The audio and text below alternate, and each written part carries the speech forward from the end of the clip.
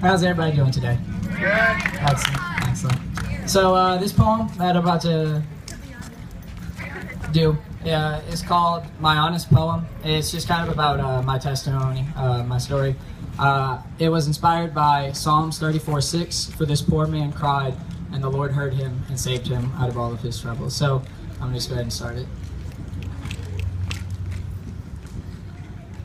How can it be that as Christians we seem to be flat? When we follow a God who's greater than all that, in fact we act as God as this great abstract artifact, a sort of artificial benefactor for our spiritual disasters. And for this sake I will be your cancer, bereft of banter, battling blemishes bequeathed upon broken bodies. And as I lay dying, filled with ungodly ideologies, broken stories of how lust flowed through me. And so it begins. You see, when I was younger I never imagined a life that great.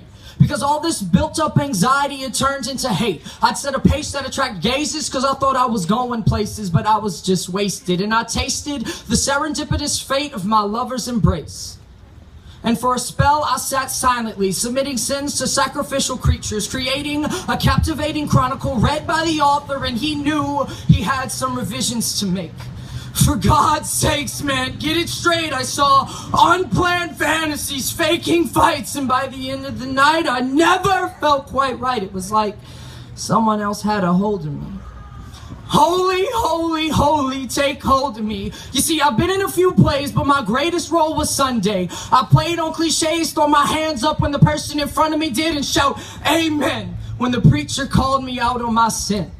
But I acted on the fact that we have a giveaway God, something that stirred in many as awe. And when the preacher said, greater is he, I would nod my head and agree. You see, my God didn't sit on a throne. My God sat alone. My God was a dark room with music so loud you couldn't think. My God was a bottle of liquor and a razor blade, and he condemned me for all of my sins. My God is not your God. My God was my depression. The onset of this new religion was a girl.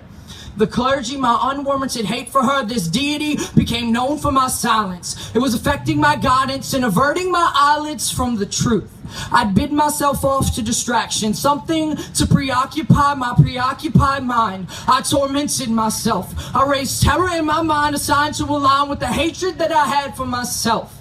Some of those stories I loved, and others I hated. I loved the ones that told me what I never could be.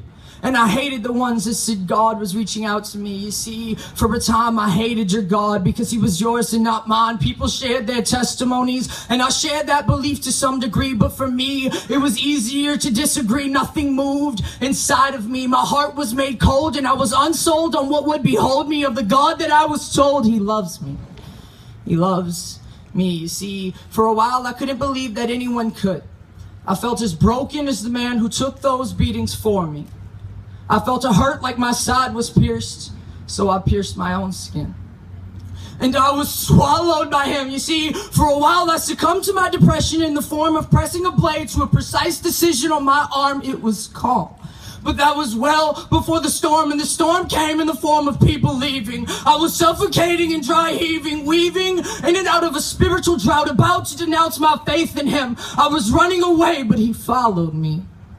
I was covered in the cloak of an ebony coffin. Thoughts in all my own mind caused that fall, and my withdrawal from him gave me a reason.